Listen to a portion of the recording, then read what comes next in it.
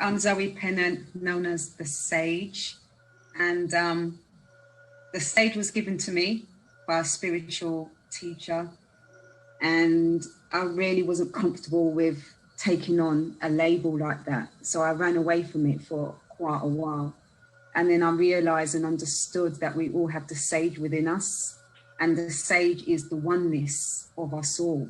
And by me embracing that, I was okay to embrace the name, just like Zoe, you know, and just like all the other labels that I have. I'm a mother, I'm a wife, you know, I'm a sister, I'm, you know, dyslexic, I'm autistic, you know, there's so many labels that we have on us. And so I was able to take on the Sage as well. My journey, my spiritual journey has been really started from when I could remember being alive. So I would say probably about 3, 4. And I realized that when I was on this earth, I felt like I just was plumped here on earth, and I wasn't connected with anyone. And I had to get to learn who my family were and learn who I was. And I took long to speak. And when I did communicate, it was with the spirit world first and for a very long time until I got comfortable. It's like I needed to get grounded in this world. And from there, grew up as a young adult and realized that it wasn't just me. There was many people out there that were similar to me, that had their spiritual path and connected with their spiritual journey in different ways. And it allowed me to be who I am today. So I'm the Sage, and I'm here and I share stories, my story, my journey. I share information that people can have an identity to find out who they are. So I'm not a teacher, and I don't claim to be a teacher. I don't want to be a teacher, actually. I'm not here to tell anyone it's this way or it's that way when it comes to life. What I am here to do is share. And by sharing, we're able to connect with each other. By sharing, we're able to give our own opinions and share together without any judgments, without saying that person's right and that person's wrong. So my spiritual path is all about that, all about the oneness, not just humans, but animals and insects and the elements and connecting with everything. And I like to share that. And that's what I'm here. The Sage is here to share that. And it's been a long time coming. It really has. I've been being in like a cave for many years and not really wanting to share and speak out. So yeah, this is where I'm at now, and this is what I do. And today's going to be good. Tonight, this evening is going to be good. We're going to be speaking about dealing with deep-rooted emotions. So that is about me. I'm sure throughout the time of us speaking, other things will come up and other stories will come up about ourselves while we're sharing and discussing. All right, yeah. So I learned a few things about you. I didn't know you had speaking issues or problems. I also had something like that. I stuttered a lot, stammered a lot, so I never really got to talk at all, or more of an observer growing up. Yeah. Yeah, and I think when you become like that, even now, you can guarantee you throughout this interview, or this discussion, I will be getting my words mixed up. It's just how it goes. And when you're younger, you don't have the confidence to go forward. So you need to grow within that, you know, and be okay of how we speak, and be okay that there's other methods of communication we use more than the other. And that's okay as well. Okay, yeah. So even that in itself, you know, is one of the deep emotions, you know, that we carry around in our body, for us around. So, but I would like us to start with a definition. Well, not really a definition, but an explanation. What are emotions, and what are deep-rooted emotions? Okay. by your understanding, like, what do you, Yeah. yeah. Well, the basic emotions that we know of is, I won't say all of them because there's so many, but examples would be anger emotions, happy emotions, sad emotions, anxiety emotions, communication emotions, surprise emotions. Like, there's so many basic emotions. They call it basic, but it's not. It's part of who we are. So emotions is limitless. What, the list can go on.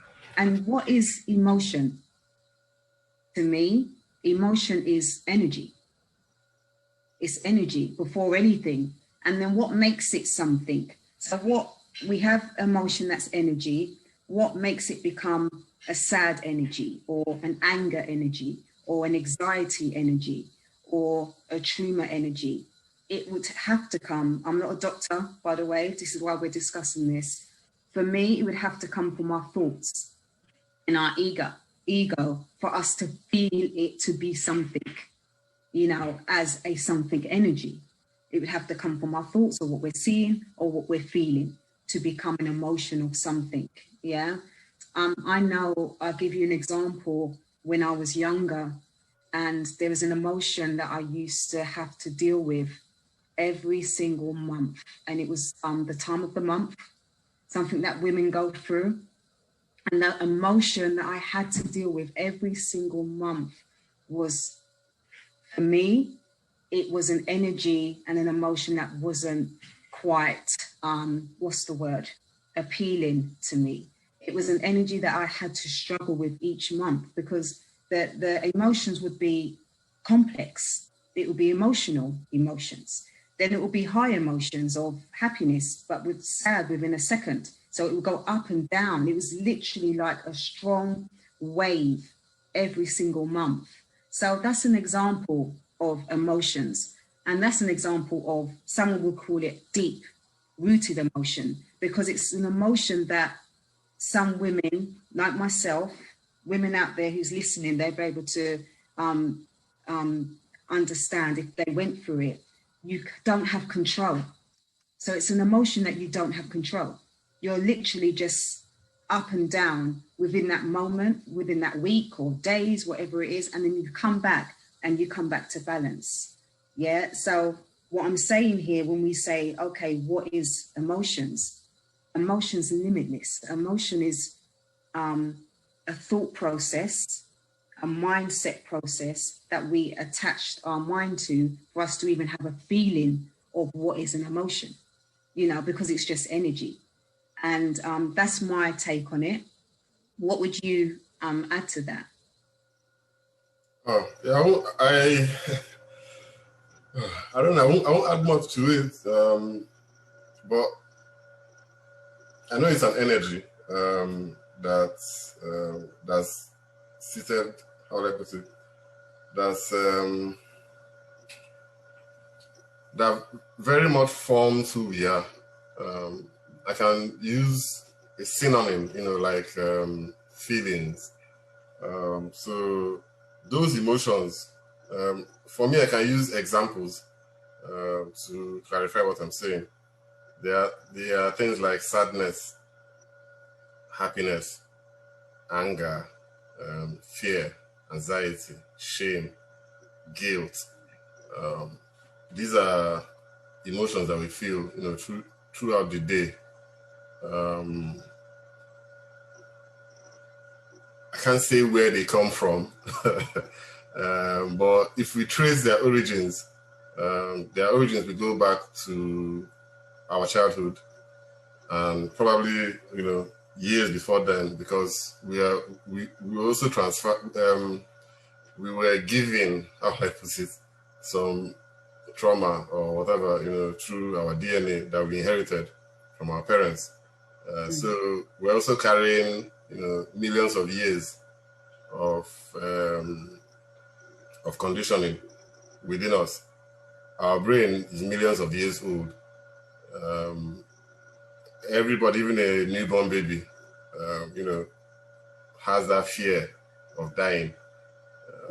They know, because I have two very little babies that don't even that shouldn't be conscious enough, to know certain things. Yeah, I'm saying, but they know those things. My first one, before she even got to 1 year old, she if you're trying to put your hand, let's say her ears or how much, she removes, like, she knows the sensitive parts of her body, and she knows that nobody should. She knows that you shouldn't be doing that. So she came and she, like, I could see the fear sometimes and the joy and the happiness and this and that. So she already has those emotions even before she becomes conscious enough to even know where she is. Yeah. So we have those ones that came with us that are in our bones, in our DNA. So it's not going anywhere. Our life is basically a flow of emotions. We pass through different emotions, right from when we wake up in the morning up until when we go back to sleep. For me, when I wake up in the morning, because I call my sleep, my sleep is like a resetting. It resets my whole system back to my factory setting, my default setting. So when I wake up in the morning, I wake up. How would I put it? I wake up with anxiety sometimes, most times. But I've mastered the art, of awareness. So once the negative talk starts coming, I know it's already there. So I'm able to, how would I put it, to capture it, and use it for whatever I want to use it for. And that's how most of us wake up, and a lot of people do it unconsciously and just move through the day with their subconscious mind controlling everything about them, taking them to different places and whatever, which is what we're going to discuss today. But the aim, of course, is to bring that subconscious thoughts into what we call consciousness, into the light, and being aware that it is there, and also being aware that it's not the only reality. Most of the things, what I teach about mainly is paradox, understanding that there are two sides to everything. You can't have that negative emotion without having the positive one. So they are both there, and it's you that gets to decide. But the subconscious always brings out the negative one because it's trying to keep us safe and trying to make us safe and trying to make us not to take risks, basically. And that's what I understand about emotions. But now that we've explained it, and I don't know if you have anything to add about the origins and the only thing I would add to what you're saying, which was all fantastic, was that the foods that we eat causes an effect on our emotions as well. The foods that we eat, and we know this because if we eat something and it might just make us tired straight away, and that can change our emotions, or we're eating something and it can get us really hyper, and that can change certain emotions. Medication as well. There's people that has to take medication. Depending on the medication, changes their mood and their emotion as well. So I just wanted to add those bits onto it as well, because it's not just about our mindset of what we're thinking or what we're feeling. It's what we're putting into our body also that causes an effect on our emotions as well. Yeah, but I'll also add something there again, because I talk from my own personal experience. I like that. That's why we are talking about deep-rooted emotions, because even the choice of the food is driven by an emotion again. Food is a drug somehow. Not somehow. It is a drug. It can be a medicine. It can be whatever. But it's the choice of our foods are also driven by emotions. It's based on how you feel about yourself. that makes you to choose, what kind of how do I put it? What kind of nutrients you're putting in your body. Yeah. There are lots of foods, including alcohol and all the rest of them. So the choices that we make during the day are also driven somehow by how we feel about ourselves. And so it's really very deep. It's really inside ourselves. It always ends up coming back to ourselves and inside, get to within. Really, within, really, really within. So we've mentioned different types of emotions that we go through. So how do we deal with these emotions? We said we're going to mention that we're going to describe what it means for an emotion to be deep rooted, but I think we discussed a bit of that, right? Yeah. Because really, if you think about it, if we're talking about emotions and deep rooted, for me personally, there's no, where you were saying about you need to look at the positives and the negatives and you have choices. You can't do one without the other.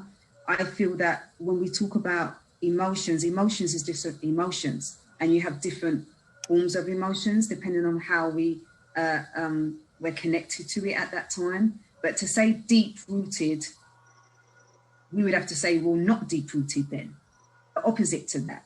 And is there really an opposite to that, or is it just emotions on a whole? What does it mean to say deep rooted? Why is that deep rooted emotion any better or should be looked at any less or any more than emotions that's just emotions? And deep rooted emotions will end up just being emotions on a whole.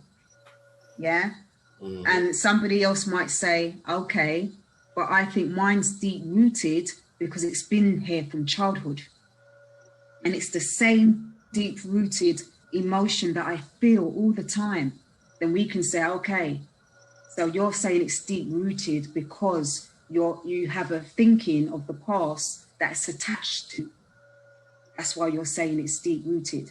And then somebody else would say, oh, I don't think mine's deep rooted then, because my one just comes, like when I'm angry, and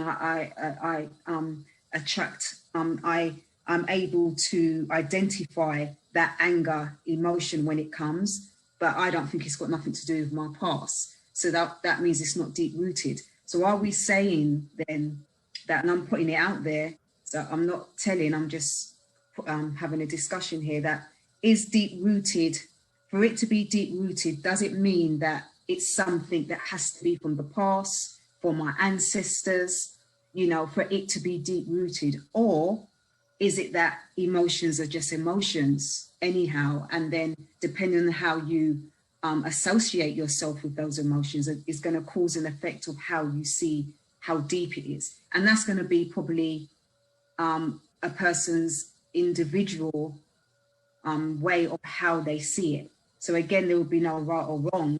It's just a person's opinion on how they see their own deep-rooted emotion. Yeah. You're very right. Because if we're saying that there's deep-rooted emotions, then that means there should be surface emotions, or the ones that just come and the fleeting emotions, basically. They are still all going to be related. But what I mean by deep-rooted emotions, like you said, are the ones from our childhood.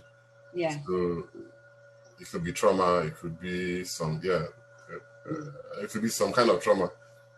It's a learned response, basically, to events that happen in our lives. So the way we respond to things, the experiences that we had in childhood, the way we've learned to respond to things are what create those emotions, and they are firmly embedded in us.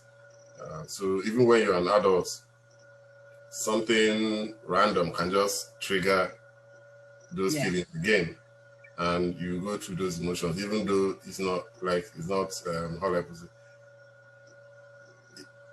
even though it's not a real threat to you in the present moment, but you can sense it. If somebody looks at you somehow, you you have a kind of reaction within you, and that person might not really be looking at you in a dangerous way, or you know.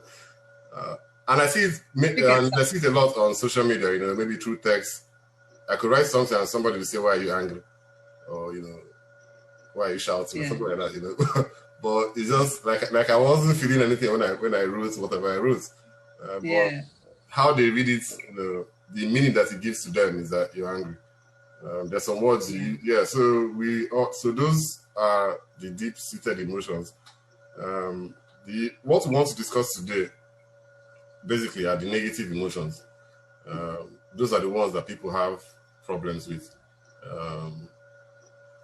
People are looking for how to either escape them or to minimize them, or to reduce them. So that's what dealing with means. So let's get straight to the what we came to discuss today. How do we deal with negative emotions? Now, the examples I'll give about are like depression, anxiety, sadness, fear. Fear has so many components. There's fear of there's fear of so many things. Fear of failure, fear of, but I mean the irrational fears basically. Fear. Well, they're all good. Even the fear and the anxiety and all those things in little amounts they are good. Everybody needs them. We can't survive without them. But when it now becomes how do I put it? When it paralyzes your life or stops you from functioning normally, that's where the problem comes in. Let's say you're always anxious. I mean, most of the time, 70% of the time. That's what we're talking about. How do we deal with that? Well, again, everyone's going to have their own concept and their own opinion on how we deal with emotions on a whole. If we're talking about emotions like fair emotions, emotions that is limiting your life, emotions that you feel is holding you back, emotions that needs to change form because it's causing an effect in your life that you don't feel good within yourself. Those sort of emotions are all built within. It's all built within, even though it can look like it's from the outside. So I'll give you an example. I'm a storyteller, so I'm always giving an example. But I used to have quite a strong fear emotions of animals and dogs. I mean, I was afraid of them. I never would have a dog. I just wouldn't have them as a pet. I wouldn't want to be around someone's house that has dogs. If I'm in a park, I wouldn't go to parks as much when I was younger because I didn't like dogs. And it would just be an anxiety that will come up every time I saw dogs or be around dogs. And this happened from childhood all the way up into young adulthood. And then I got to a stage of spiritually sorting out my baggage.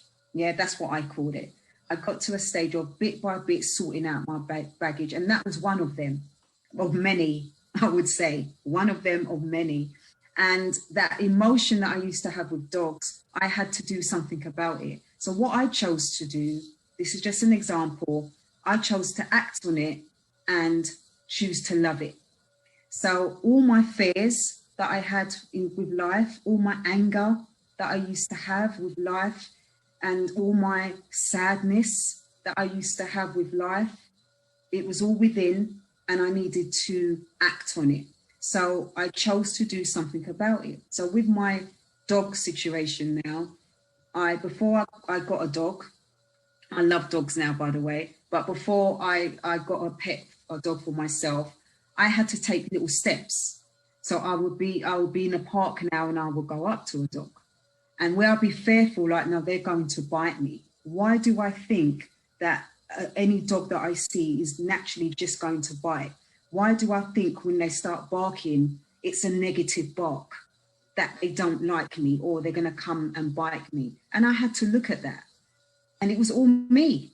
It was nothing to do with the dog, because when I changed my mindset of, okay, change your fear to love, bit by bit, change it to love, I realized that that barking was that dog speaking to me. That barking was not that dog coming to bite me. It was talking to me in their language, you know. So what I'm saying here is the first step, this is what I would say, is to take action. Now that action, I gave you an example of my dog experience, but that action is going to be different for everyone. Yeah, some people be like, no, my anxiety is so bad, or my emotions is so all up and down. I don't even know where to begin. But you have to begin somewhere.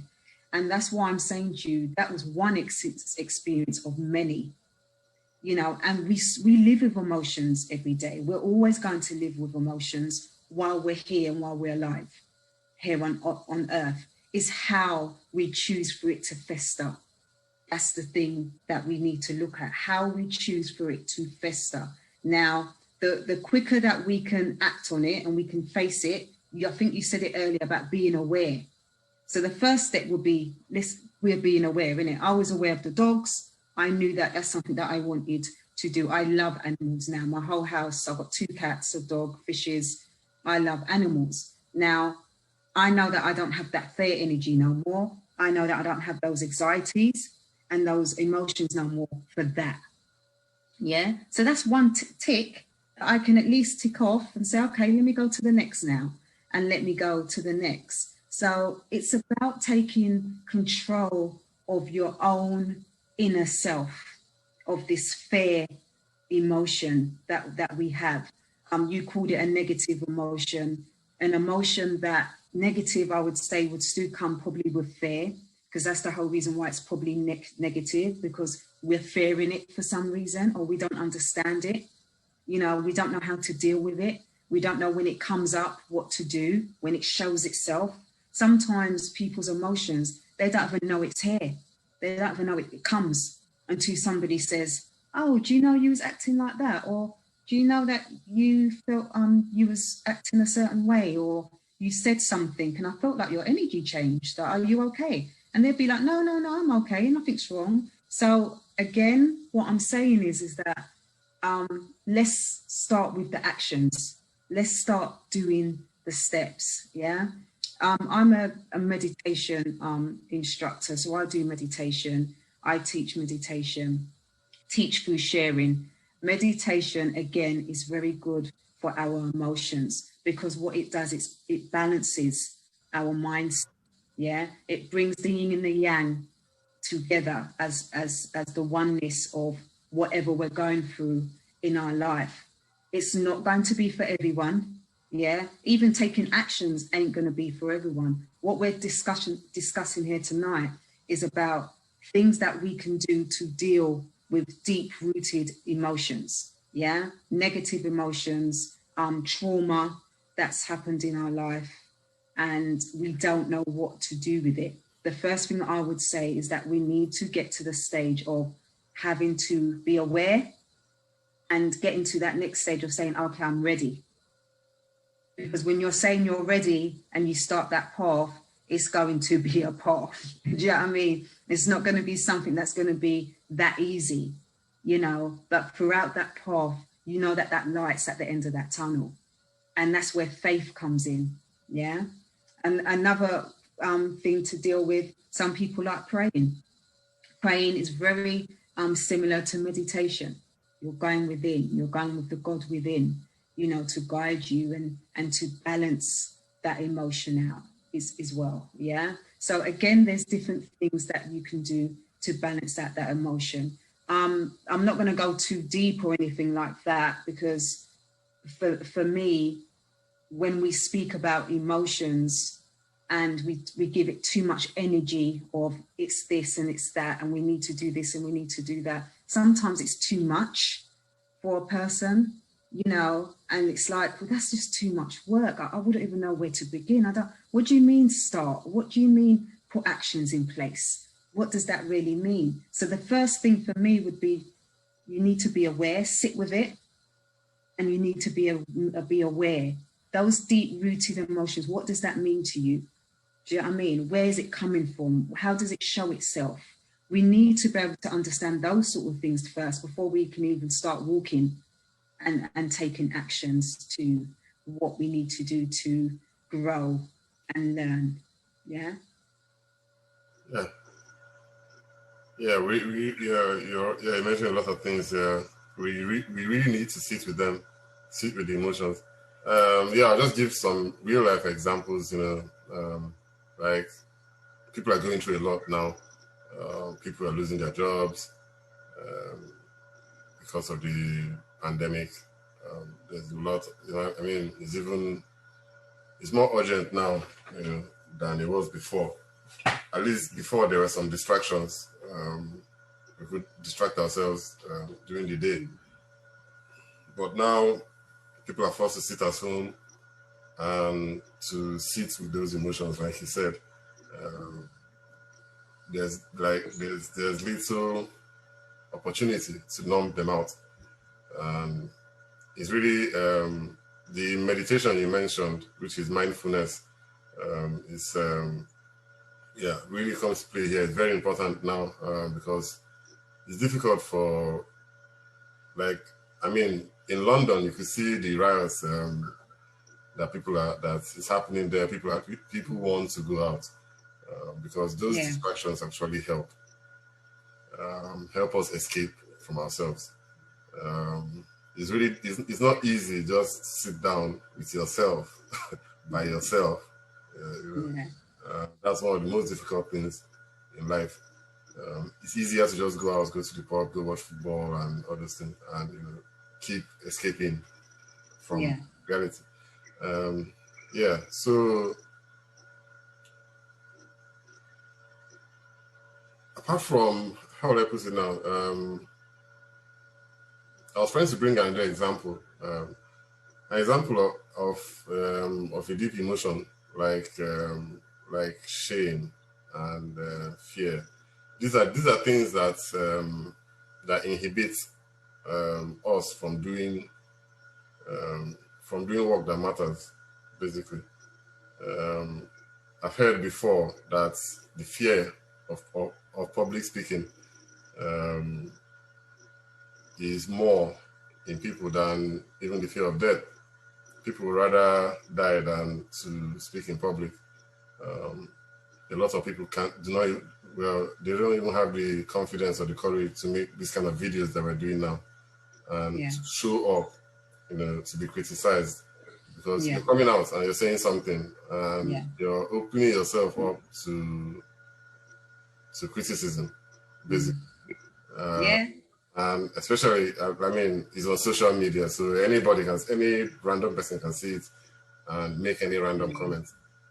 And through my years on social media, I've seen so many comments. I've seen thousands and thousands, maybe even millions of comments. I don't know.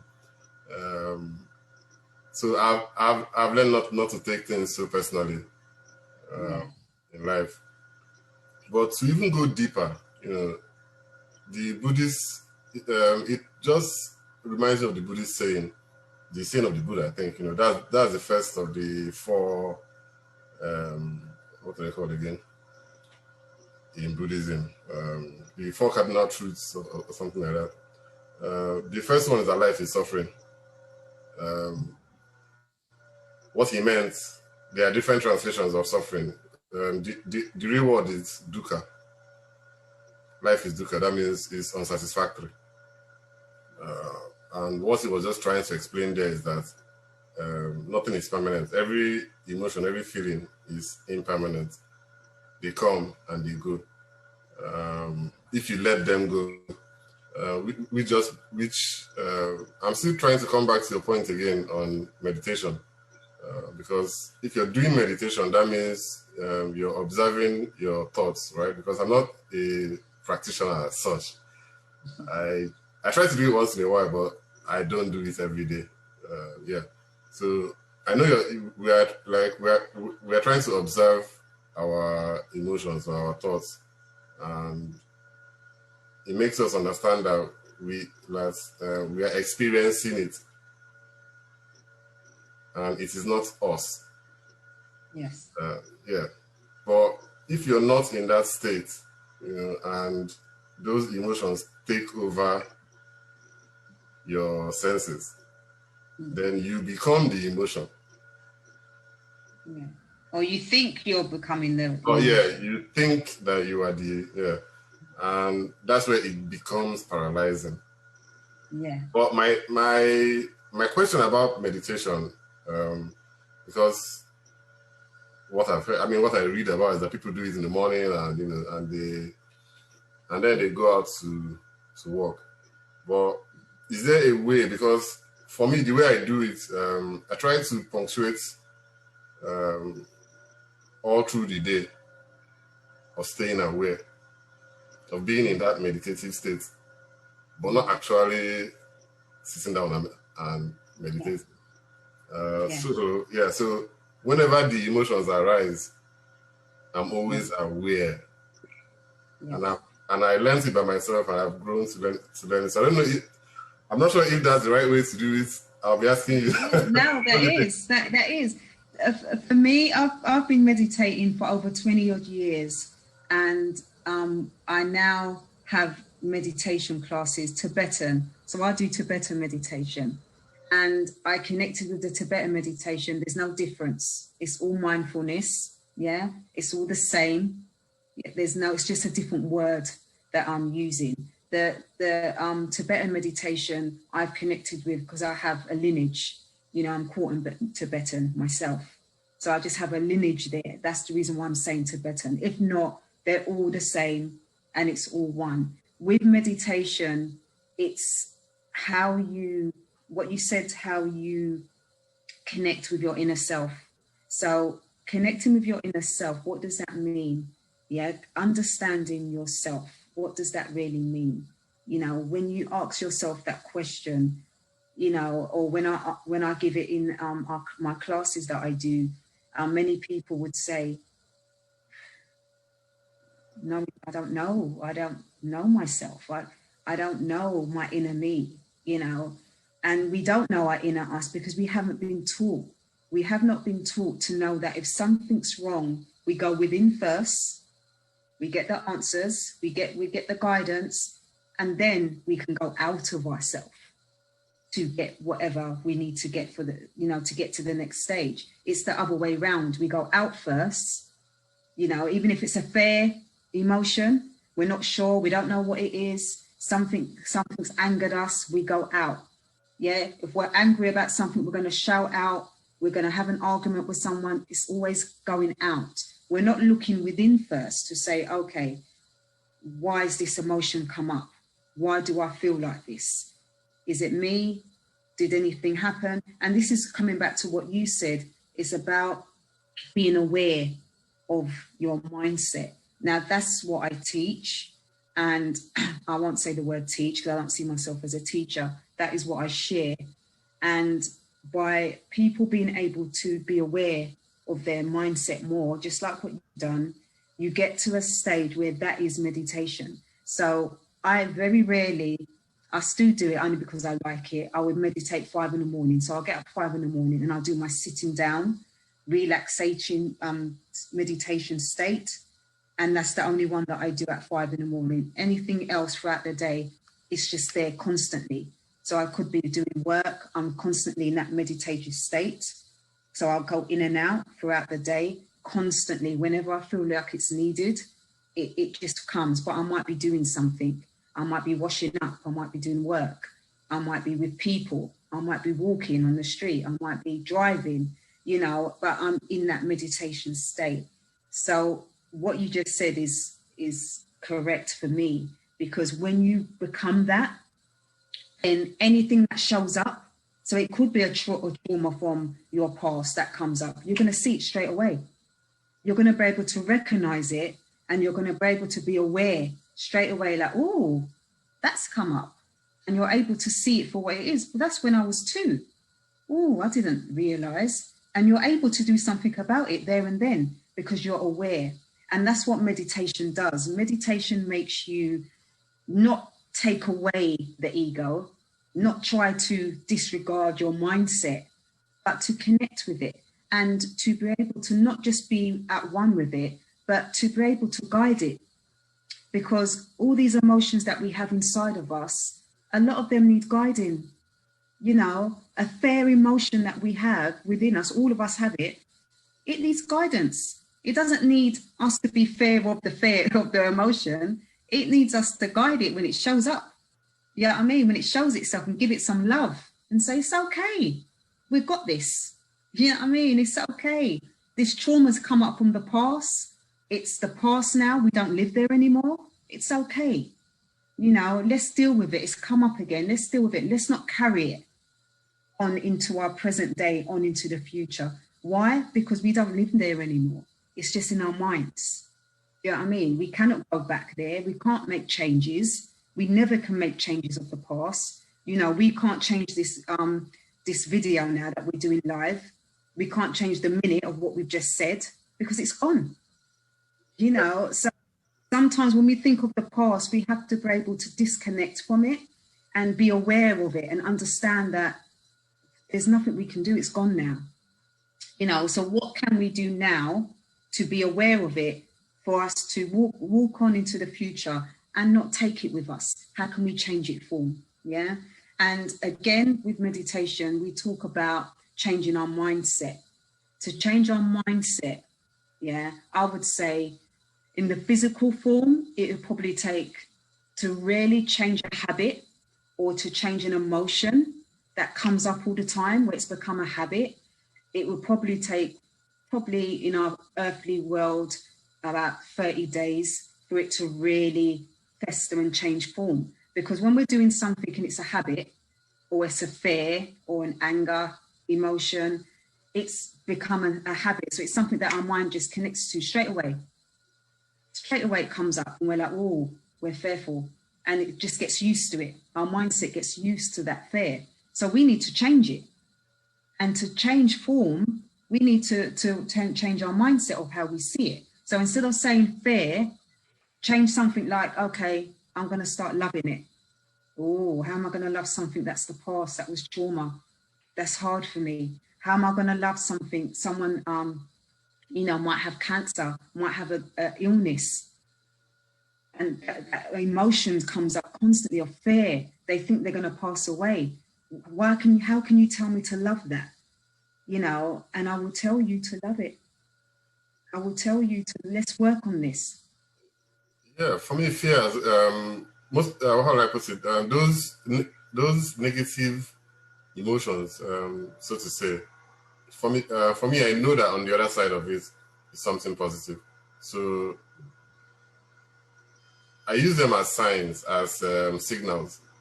As my spiritual teachers, they're actually teaching me what Yes. what to do. They're showing me the next thing Yes. to do. Like how will I put it now? Whatever I'm afraid of, do it now. If I really think about it and it's not a real fear of maybe somebody's about to kill you or something, that's a different thing. But if it's a fear of doing something or of saying something, or, you know, like if I just flip it around, I can see where it's trying to point to me to do. Yeah. Yeah, so that's how I use it. It's not easy, you know, but yeah, I try to do it most of the time. And like you said, you know, they are deep rooted.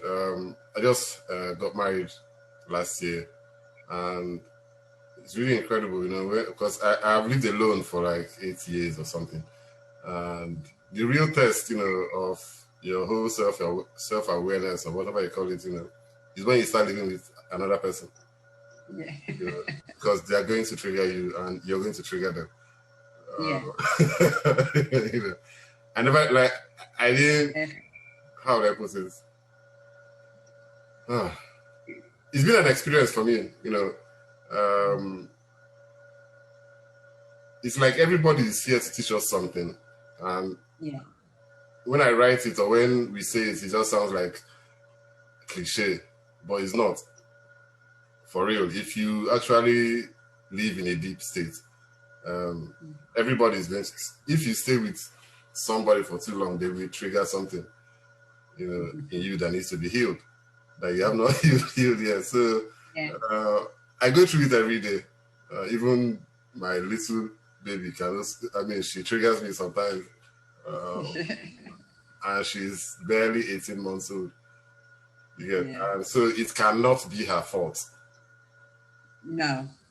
At least if you're an adult, you could say maybe that other person is doing it on purpose or whatever. But if a baby can trigger you, then there has to be, there's actually something, like there are emotions within us that that are there to show us something. And so that's how I look at it. I look at them as signals, as guides, as direction, as teachers, basically, of of how to act, how to behave, how to let me not say react, how to respond to things rather than reacting to it. Those things that make you angry. When anger comes up, it's telling you not to react the way you used to react. And until you learn that lesson, you're going to keep making that mistake all the time. Yeah. And I like the way you call those emotions like your teacher, something's an energy that's guiding you to look at that, and to look at yourself. I like that. And I like I would see it also as a mirroring, an emotion of somebody else that's mirroring you. Sometimes it could be mirroring your past. That's where the root trauma comes in. Sometimes it can be mirroring your present. And sometimes it's mirroring you something that you're not going to know into the future. And you're like, wow, do you remember that time when that happened? I understand it now because you're mirroring that. So, sometimes it could be your past, your present, and your future. Whatever it is, it's a learning curve. It's experiences that we need to be able to, if we want to, because it's a choice, look at it. And if you know that I call it not wearing the t-shirt no more. I'm like, I don't want to wear this t-shirt no more. I want to wear a new one. I've had it. I've had enough. And when you get to that point, I would say to anyone, it's as simple as changing your mindset. It's so simple. And it used to be so hard for me. In my 20s and early 30s, I used to think like, why me? Everything was why me. The whole of my life. Why me this? Why me that? Why? And I was not looking at myself, and it wasn't anyone else. It wasn't at all. It was me. I was not making the changes. I was staying in that cycle of just being down and not understanding life and paycheck to paycheck and, having children and being a parent and not understanding. When you talk about emotions of being a parent is a massive one, because you get so many emotions, especially when you have more than one child, because every child is going to have different personalities and their own path of why they're here. Yeah. And we as parents, we have to be able to deal with that. So our emotions will clash. And it's going to clash because we're all growing at different times. I'm talking about our children. They're babies. They're still growing. They're still having their growth spurt of emotions that they're going through. And we're still having ours. So we have to look at that. So that's another way of looking at our emotions. It's now that we're going deep into this conversation, we're realizing that emotions are massive. And we can go to different concepts of emotions, little more. It's going to be able to still come back to the same thing. And the same thing's going to be, we have to go within. Yeah. And the same thing is going to be if you're dealing with emotions that that you just don't want to live with it no more. You want it to change form. It can. it can change form. Nothing stays the same. You know, the only thing that stays the same is what you think in your mind. And that's the only thing that stays the same, because energy naturally moves. It has to. It's not stuck. So we're never stuck. We might think we are in our mindset, but we're not, never stuck. So it's to do with our mindset and being able to change that. Yeah. I think in the end, it's all about our sense of self, who we think we are, our self-image, our self, everything. And that's basically what I've been teaching for a while. I'm not scared of using the word teach again because because people have sent in comments to me, how do I put it, messages that they are learning something from me. So if they're learning something from me, then I'm probably teaching something. But we need teachers. We need these labels out here. You know, I like being taught. But the teacher is also the students too, because I'm also learning from them. I'm a perennial student of life. But everybody has something to teach the next person. You just to have the courage, basically, to come out and teach, because I haven't experienced what you have experienced. It's not possible. I can't know everything that you know, and you cannot know everything that I know. And so we are here to teach each other. We are all teachers. There's no.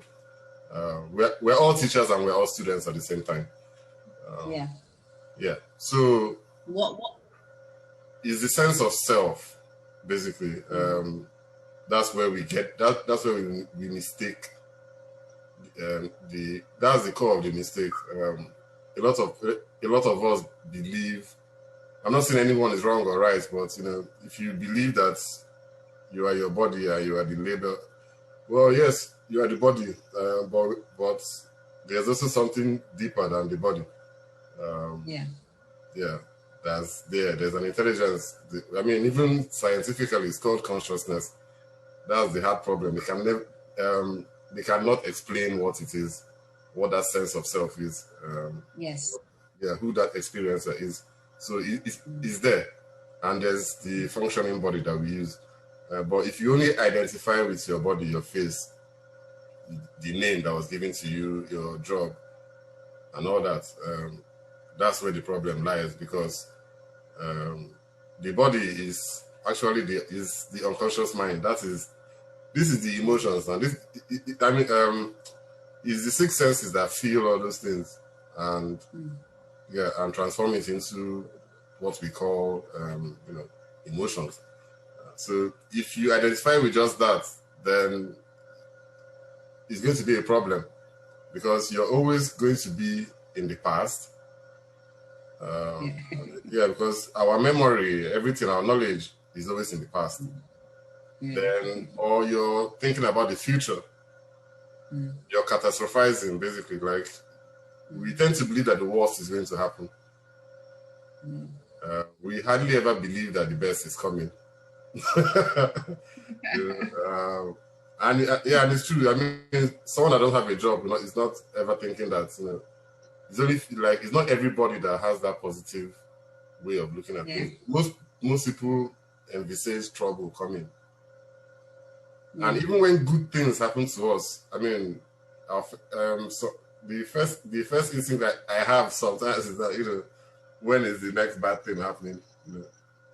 That kind of thing. So it's weird that you should say that. Well, nothing's weird that you I shouldn't use that word, but I'll say it's nice that you should say that, because I was speaking to somebody else in the week, and they were saying the same thing about when something good happens, then something bad. So they wait for the bad.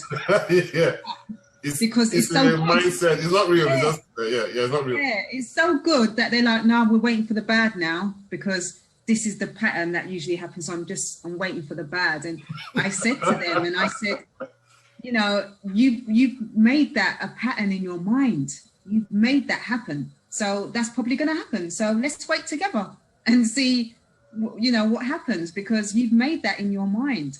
And they said to me, well, don't you get that? And I said, well, no, because I chose early on to not see negative and positive. I just see experiences. That's all I see. So anything that comes my way, even if it's a situation that I have to deal with that might not be so happy and nice, it's a situation. So I won't see it as negative. I'm like, okay, I need to learn from this. How am I going to deal with it? What do I need to learn? Why has it come to me? It's come to me because I can deal with it. Okay, what, you know, and so I don't see negatives no more. And it took me a long time to get to this space of not seeing negative, because anything that comes my way is meant to. That's what I'm meant to be experiencing. And I learned early on in my growth is that when we know this is the case, because when we look at people's lives, or if we look at our own life, look at the pattern of people's lives. Yeah, you will get some people that experience something, then you get somebody else who will be like, oh, I never experienced that at all. Then you get somebody said, oh yeah, I experienced something similar, but never the same. Then you get somebody else saying, no, I never experienced that at all. Because we all have our own journey, and we're not here to experience everything. We're here to experience our contract of what we know we can handle, even though it seems like no way can we handle it. I always believe if it's come your way and it's in your journey for you to learn from, you can handle it. If not, it won't be part of your school of life, you know. So again, we can do it that way. Yeah, like you said, there's so many aspects to talk about. Yeah. Like there's a real one like grief, people that lose loved ones, and people that Yes. lose their whole family. Yes. It can really be devastating. And what we're saying here might not even be a solution for someone like that. I've had whatever I've heard of someone that lost, you know, all his family, you know, in a go. So things happen in this life, very disturbing things. And yeah, so, but we'll just discuss, you know, I like to talk based on my own experiences. Yeah. And it's my journey. And if anybody is, how would I put it, feeling what I'm saying, because I can't explain another person's journey. I'm just here to experience my own and to talk about my own. Yeah, and I feel that by talking to, even by speaking, it's another way of dealing with these emotions. Yeah. Having somebody or having some trusted people just to talk about it, like it's energy now. The voice, how do I put it, the communication, the words, the energy that's bringing out the words, has some kind of healing properties. I have discovered. So if I keep hiding it, it gets worse. If I say it out to one person, I feel better. If I say it to two people, I feel much better. If I can say it to many people, then you know that shame is actually, or what that fear is actually gone.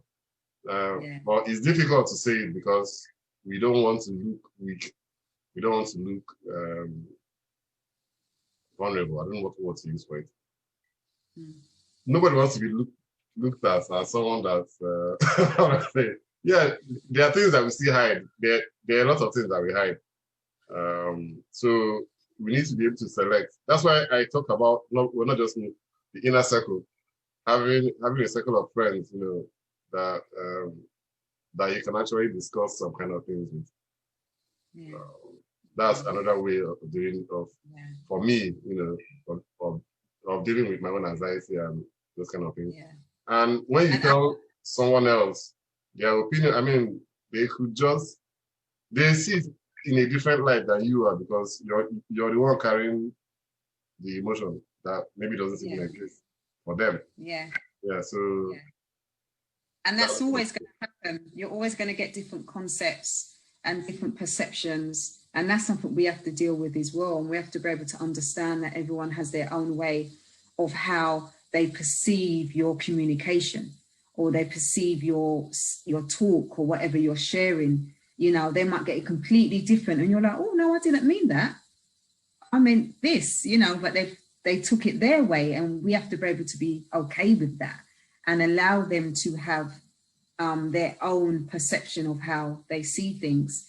Just quickly, I want to touch on what you just said about your own experience and having your circle of friends that you speak to, because you know what we're dealing with at the moment with what's happening in life.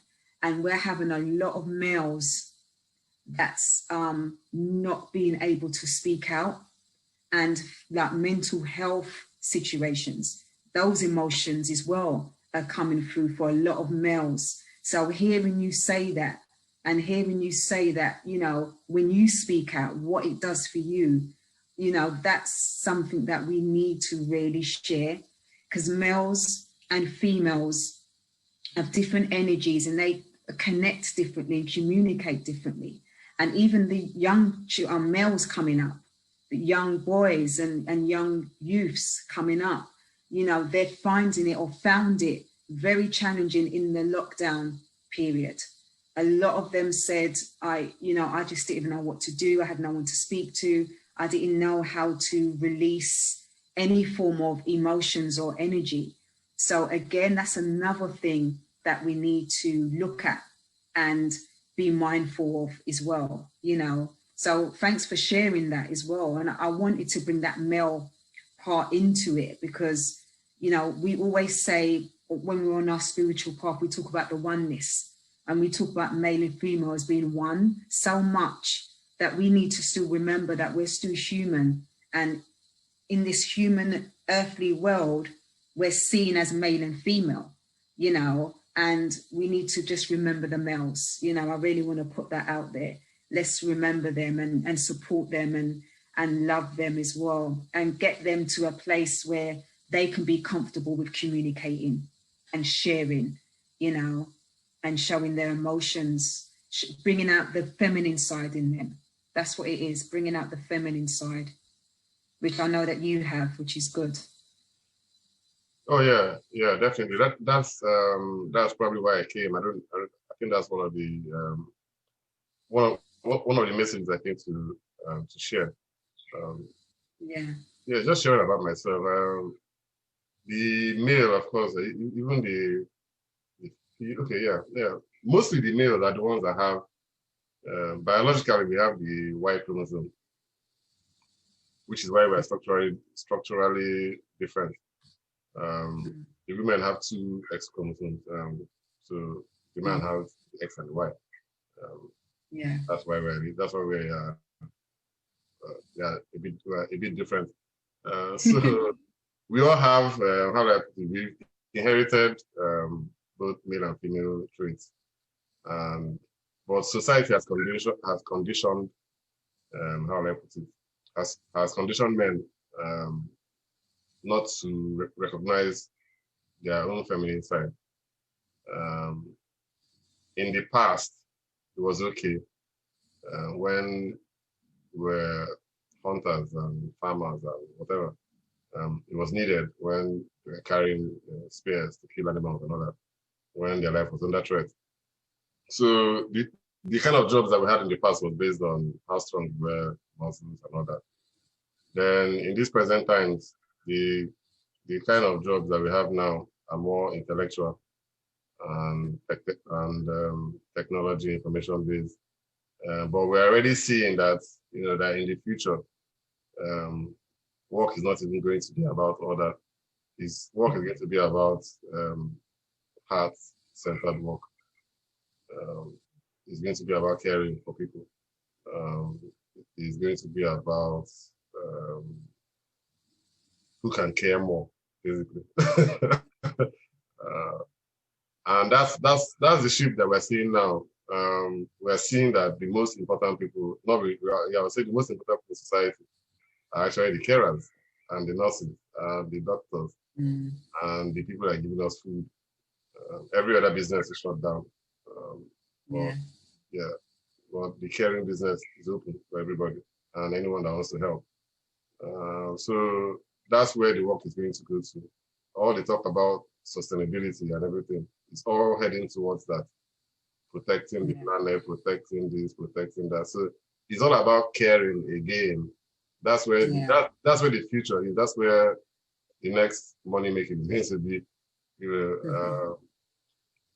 People are going to recognize with time, that all these artifacts that we were scrambling for before is really not worth it. No, that's not worth it, but the materialism is going to reduce. In future, there's not going to be that mass production of things and all that we're doing before. Healthy eating, healthy living, everything is coming. Like people are fighting for equal rights. It's all about who cares the most.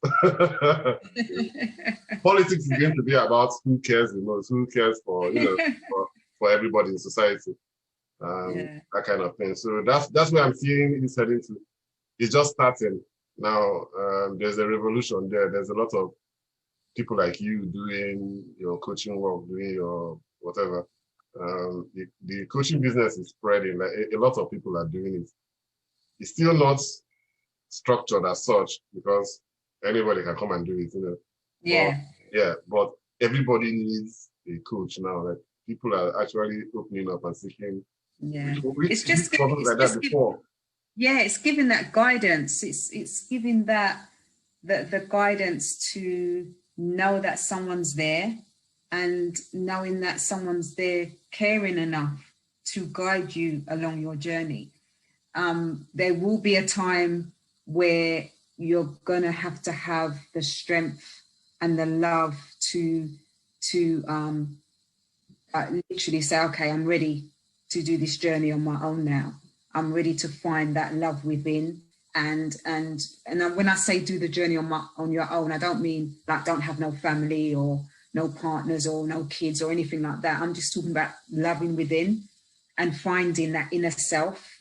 To find that inner self, you have to go within, and to go within, it's not about taking anyone, because you don't need to take anyone when you know that going within is within the oneness of everyone anyway, but you need to get there first, and it takes time, and it's okay to go on your journey and take your time, like a tortoise, it's okay to take your time.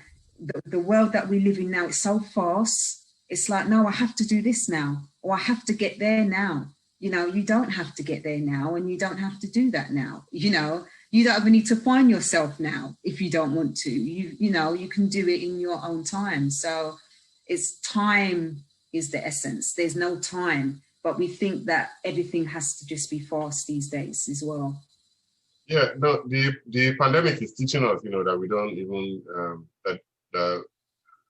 that we can't even hurry anything, like you were saying. We have to, because before this, there were deadlines. You have to be in the office. You have to do annual reports, all those kind of things. It doesn't exist again. They're begging everybody to stay at home and do nothing.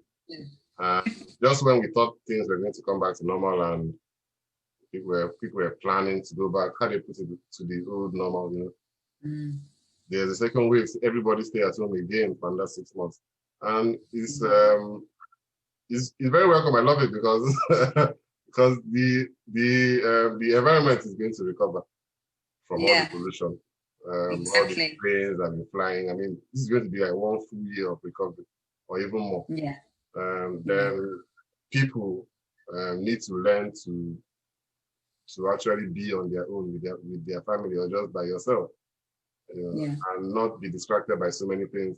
I know there's still social media to distract, but at least you can't go outside and distract yourself. So it's all coming back to to that self-knowledge. There's something that is trying to teach us. It's trying to teach everybody, and it's teaching the whole world at the same time. It's never happened before. They've never locked down the whole world before. This is the first time. So there's a lesson that we're all meant to learn from this. And I'm still trying to use my intuition or whatever, to try and figure out what that lesson is for me personally, and also for everybody. So we've done about an hour. Oh, we've done an hour plus. Wow. So I think we should be rounding up our discussion, because Yeah. if not, then we might go on forever. What would yeah? Do you have anything to say, like in summary, before we round up?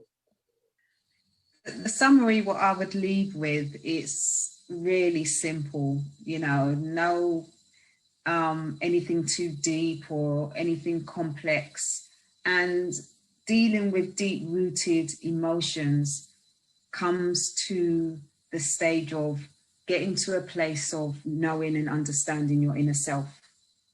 Because when you understand your inner self, or you get to understand your inner self, because it's a growth thing, isn't it? So it's going to probably be ongoing. But when you get to that stage of going within, then that attaches your emotions as well. When you get to that stage of being more aware of when it shows up, then you're starting to learn it more. You're starting to understand it more. So again, going within. If you're into meditation, if you're into mindfulness, just connect. And while we're here in this present moment of staying in more, you know, the world's changing, the elements are doing their thing, you know, for us to be able to grow more, we need to understand that.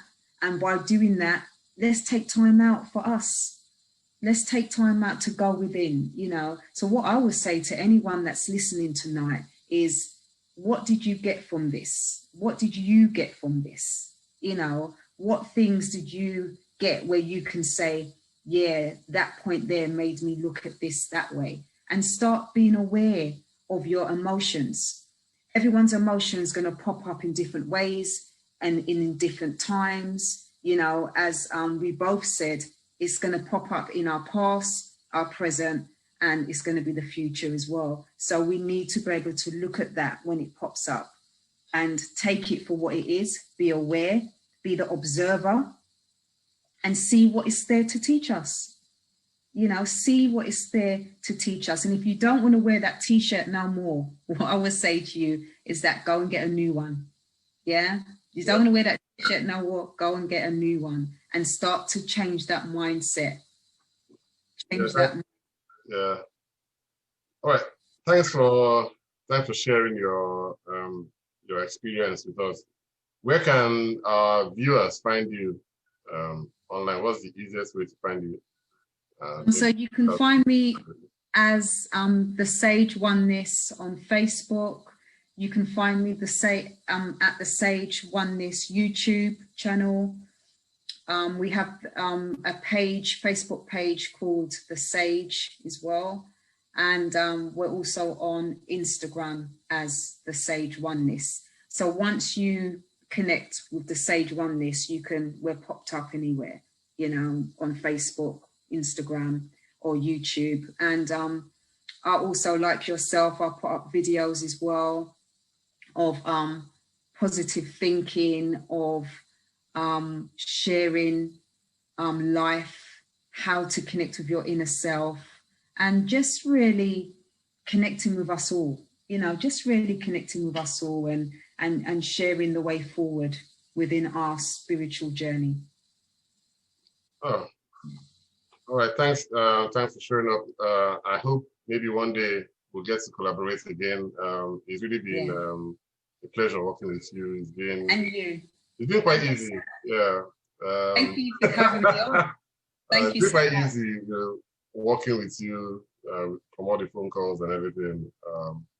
Yeah. I hope that one day we can get to do something again together. Yeah. So definitely. Yeah, definitely. Yeah. All right. I'll be stopping the live stream now. Thank you.